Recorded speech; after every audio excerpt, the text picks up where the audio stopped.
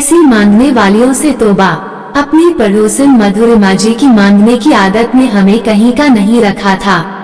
हमारी गति सांप छछूंदर की सी हो गई थी। न मना करते बनता, न ही कोई चीज वापस मिलती।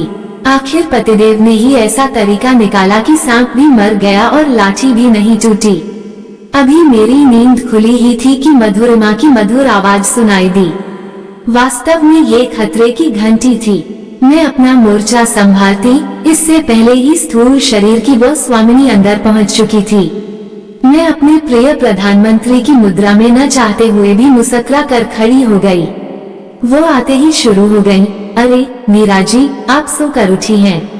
आपकी तबीयत ठीक नहीं लग रही। अभी मैं सिरदर्द की दवा भेज देती हूँ। और हाँ, भाई साहब और छोटी बिटिया नहीं दिख रहे। मैं जबरदस्ती मुलायमियत लाकर बोल पड़ी, ये तो अभी स्नानघर में है और बिटिया सोई है। आपकी बिटिया तो कमाल की है, बड़ी होशियार निकलेगी। और हाँ, खाना तो बनाना शुरू नहीं किया होगा।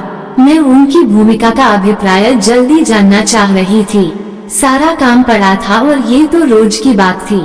नहीं, शुरू तो नहीं किया, पर लगता है आपके सारे काम हो गए। ओहो, मधुरिमा हंस कर बोली, नहीं, मैं तो रोज दाल बनाती हूँ ना। मैंने आश्चर्य से कहा, दाल तो मैं भी रोज बनाती हूँ, पर मैं तो दाल में जीरे का छौंक लगाती हूँ। वो तो मैं भी करती हूँ, इसमें नई बात क्या है? वह क्या है? मीरा जी की आज दाल बनाने के बाद डब्बा खोला तो जीरा खत्म हो गया था। सोचा आप ही से मांग लूं, मधुरिमा ने अधिकार से कहा। फिर बड़ी आत्मीयता से मेरी पत्रिकाएं उल्टने लगी। मैंने तो सिर पकड़ लिया। थोड़ा सा जीरा मांगने में इतनी भूमिका। खैर, ये तो रोज का धंधा था, मुझे तो आदत सी पड़ गई थी। यह मेरे घर के पास रहती हैं और मेरी सभी चीजों पर अपना जन्मसिद्ध अधिकार जताती हैं। इस अधिकार का प्रयोग इन्होंने दूसरों के घरों पर भी किया था, पर वहाँ इनकी दाल नहीं गली। और फिर संकोचवश कुछ न कहने के कारण मैं बलि का बकरा बना दी गई। अब तो ये हालत है कि मेरी चीजें जैसे इस्त्री, टोस्टर वगैरह इन्हीं के पास रहते हैं। जब मुझे जरूरत पड़ती है तो कुछ देर के लिए उनके घर से मंगवा कर फिर उन्हीं को वापस भी कर देती हूँ, क्योंकि जानती हूँ कुछ ही क्षणों के बाद फिर मधुर आवाज में खतरे की घंटी बजेगी। भूमिका में कुछ समय बर्बाद होगा और मेरा टोस्टर फिर से उनके घर की शोभा बढ़ाएगा। पूरे मोहल्ले में लोग इनकी आदतों से परिचित हैं और घर में इनके प्रवेश से ही सावधान हो जाते हैं। ये निश्चित है कि यह कोई न कोई वस्तु अपना अधिकार समझ कर ले जाएंगी। फिर शायद ही वह सामान वापस मिले। सुबह होते ही यह स्टील की एक कटोरी लेकर किसी न किसी घर में, या यूं कहिए कि अक्सर मेरे ही घर में प्रवेश करती हैं। मैं न चाहते हुए भी शहीद हो जाती हूँ। ये बात नहीं कि इनकी आर्थिक स्थिति खराब है या इनमें बजट बनाने की या गृहस्थी चलाने की निपुणता नहीं है। ये हर तरह से कुशल गृहिणी हैं। हर माह सामान एवं पैसों की बचत भी कर लेती हैं। पति का अच्छा व्यवसाय है। 2 बेटे अच्छा कमाते भी हैं। बेटी पढ़ रही है। खाना एवं कपड़े भी शानदार पहनती हैं। फिर भी न जाने क्यों इन्हें मांगने की आदत पड़ चुकी है। जब तक कुछ मांग नहीं लेती तब तक इनके हाथ में खुजली सी होती रहती है। इनकी महानता भी है कि जब आपको किसी चीज की अचानक जरूरत आ पड़े और इनसे कुछ मांग बैठे तो सीधे इनकार नहीं करेगी। अपनी आवाज में बड़ी चतुराई से मिठास घोलकर आपको टाल देंगी और आपको महसूस भी नहीं होने देंगी। पहले तो आपका व परिवार का हालचाल पूछती हुई जबरदस्ती बैठक में बैठा लेंगी। फिर चाय की पत्ती में आत्मीयता घोलकर आपको जबरन चाय पिला देंगी। आप रो भी नहीं सकती और हंस भी नहीं सकती। असमंजस में पड़कर उनकी मिठास को मापती हुई घर लौट जाएंगी। इधर कुछ दिनों से मैं इनकी आदतों से बहुत परेशान हो गई थी। मेरे पास चीनी कम भी होती तो उनके मांगने पर देनी ही पड़ती। इससे मेरी दिक्कतें बढ़ जाती। दूध कम पड़ने पर भी वो बड़े अधिकार से ले जाती। पहले तो मेरे घर पर न होने पर वो मेरे नौकर से कुछ न कुछ मांग ले जाती थी। अब खुद रसोई में जाकर अपनी आवश्यकता के अनुसार हल्दी, तेल वगैरह अपनी कटोरी में निकाल लेती हैं। इस बीच अगर मैं लौट आई तो मुझ पर मधुर मुस्कान फेंकती हुई आगे बढ़ जाती हैं। अदा ऐसी मानो कोई एहसान किया हो मुझ पर। मैं तो बिल्कुल आज की पुलिस की तरह हाथ बांधकर अपनी चीजों का सती होना देखती रहती। उनके चले जाने पर पति से इसकी चर्चा जरूर करती, पर झुंझलाती खुद पर ही। मेरा बजट भी गड़बड़ आने लगा, सामान भी जल्दी खत्म होने लगा। होली के दिन तो गजब ही हो गया। मैं जल्दी जल्दी पुए, पूरियां, मिठाई वगैरह बनाकर मेज पर सजा रही थी। मेहमान आने ही वाले थे। इधर मेहमान आने शुरू हुए, उधर मधुरिमा खतरे की घंटी बजाती हुई आ पहुंची। दृढ़ निश्चय करके मैं अपना मोर्चा संभालती कि उन्होंने एक प्यारी सी मुस्कान मुझ पर थोप दी और मेरी मदद करने लगी। मैं भीतर ही भीतर मुलायम पड़ने लगी। सोचा आज होली का दिन है, शायद आज कुछ नहीं मांगेंगी। पर थोड़ी भूमिका के बाद उन्होंने भेद भरे स्वर में मुझे अलग कमरे में बुलाया। मैं शंकित मन से उधर गई। उन्होंने अधिकार पूर्वक मुझसे कहा, मीरा जी, आज तो पिंकू के पिताजी बैंक नहीं जा सकते। कुछ रुपए, यही करीब 200 तक मुझे दे दो, मैं कल ही लौटा दूंगी। मेरे ऊपर तो वज्र गिर पड़ा। मैं इनकार करती, इसके पहले ही वह बोल पड़ी, मीरा बहन, तुम तो दे ही दोगी। मैं जानती थी, मैं असमंजस में थी। वो फिर बोली, देखो जल्दी करना, तुम रुपए निकालो, तब तक मैं रसोई से 1 किलो चीनी ले आती हूँ। थैली मेरे पास है, आज मेवों की गुजिया बनाने की सोच रही हूँ, तुम लोगों को भी चखने को दे जाऊंगी। मैं अभी कुछ कहना ही चाहती थी कि और भी मेहमान आ पहुँचे। मैंने जल्दी से पर्स से 200 रुपए निकाले। सोचा आगे देखा जाएगा। मधुरिमा ने जल्दी से रुपए लपक लिए और रसोई की ओर चली गई। मैं इधर मेहमानों में फंस गई। 1 घंटे के बाद जब सारे मेहमान चले गए तो फिर वह आई। मैं गुस्से से कुछ कहने ही वाली थी कि उन्होंने मोहक मुस्कान फेंक कर कहा, मीरा जी, आप मालपुए बहुत अच्छे बनाती हैं। सोचा चख लूं। मैं ठंडी पड़ गई। हाँ, क्यों नहीं। थोड़े से मालपुए बचे थे, कुछ निकालकर मैंने उन्हें दिए। नहीं मीरा जी, मैं तो बस थोड़ा सा चख लूंगी, ये कहकर उन्होंने पूरा खाना खाया। फिर बोली, वाह बहुत स्वादिष्ट हैं। अभी मैं बच्चों को बुला कर लाती हूँ, वे भी थोड़ा चख लेंगे। फिर रात को पूरा खाना खाने हम लोग आएंगे। मेरी आंखों के आगे तो पूरी पृथ्वी घूम गई। अभी इस आघात से उबर भी नहीं पाई थी कि वो सपरिवार चहकते हुए आ पहुंची।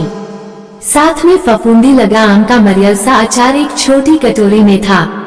पति व बिटिया मेहमानों को छोड़ने बस अड्डे गए थे। सोचा आज हमारा उपवास ही सही।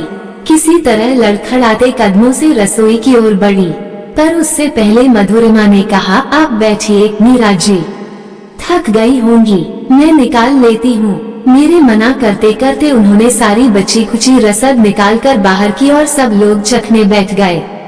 मेरे हाथ में अचार की कटोरी थी और मैं मन ही मन सुलग रही थी। सोचा कटोरी कूड़ेदान में फेंक दूं। खैर सब लोग रात में खाना खाने का वादा करके जल्दी ही मेरे पूरे चख कर चले गए। मेरे लिए कुछ भी नहीं बचा था। पति के आने पर मैंने सारी बातें कही। वो भी बहुत दिनों से इसी समस्या पर विचार कर रहे थे। पहले तो उन्होंने मेरी बेवकूफी पर मेरी खींचाई की, फिर होटल से लाकर खाना खाया।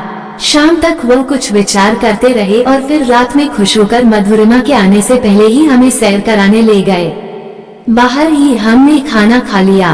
उन्होंने 10 दिन की छुट्टी ली। मैंने कारण पूछा तो बोले कि समय पर सब जान जाओगी। मैं मूक दर्शक बनकर अगली खतरे की घंटी का इंतजार करने लगी। दूसरे दिन सुबह ही मधुरिमा अपनी चिरपरिचित मुद्रा में खड़ी हो गईं। मैं तो पहले ही अंदर छिप चुकी थी। आज मेरे पति ने मोर्चा संभाला था। अरे भाई साहब, आप मीरा जी किधर गईं? वो तो अपनी सहेली के घर गई हैं। मुझसे कह गई हैं कि आपके आने पर जो कुछ भी चाहिए आपको मैं दे दूं। बोलिए क्या चाहती हैं आप? मधुरिमा सकपका गईं। अपने जीवन में शायद पहली बार उनको इस तरह की बातों का सामना करना पड़ रहा था। वह रुक रुक कर बोली, बात यह है भाई साहब कि आज पिंकू के सिर में दर्द है। मैं तो खुद बाजार नहीं जा सकती। मिट्टी का तेल भी खत्म हो गया है। सोचा आपसे मांग लूं। मैं कनस्तर लेकर आई हूँ, 4 लीटर दे दीजिए। देखिए मधुरिमा जी, मैं अभी बाजार जा रहा हूँ, आप पैसे दे दें, मैं अभी तेल ले आता हूँ। मेरा भी खत्म हो चुका है, मेरे पति ने हंस कर कहा। अब तो मधुरिमा को काटो तो खून नहीं, मरियल आवाज में बोली। रहने दीजिए, फिर कभी मंगवा लूंगी, अभी तो मुझे कहीं जाना है। ये कहकर वह तेजी से चली गई। मैं छिपकर देख रही थी और हंस हंस कर लोटपोट हो रही थी। 3-4 दिन चैन से गुजरे। मेरे भी 200 रुपए तो कभी लौटे नहीं, लेकिन खैर, एक घटना के बाद मुझे हमेशा के लिए शांति मिल गई। एक दिन सुबह सुबह फिर वह मुझे खोजती हुई सीधे मेरे कमरे में पहुंची, पर मैं तो पहले ही खतरे की घंटी सुनकर भंडारगृह में छिप गई थी। वह निराश होकर वहीं बैठ गईं। मेरे पति ने अंदर आकर उनको नमस्ते की और आने का कारण पूछा। मधुरिमा ने सकपका कर कहा, भाई साहब, मीरा जी को बुला दीजिए, ये बात उन्हीं से कहनी थी। मधुरिमा जी, आपको मालूम नहीं, मीरा की बहन को लड़का हुआ है, इसलिए वह तड़के ही उठकर शाहदरा अपनी बहन के पास गई हैं। अब तो कल ही लौटेंगी, आप मुझसे ही अपनी समस्या कहिए। पहले तो वह घबराई, फिर कुछ सहज होकर कहा, भाई साहब, मेरे पति आपकी बहुत तारीफ कर रहे थे। सचमुच आप जैसा पड़ोसी मिलना मुश्किल है, ये तो आपका बड़प्पन है। नहीं, सचमुच मीरा जी भी बहुत अच्छी हैं। मेरे घर में तो सभी उनसे बहुत प्रभावित हैं। इतना अच्छा स्वभाव तो कम ही देखने सुनने को मिलता है।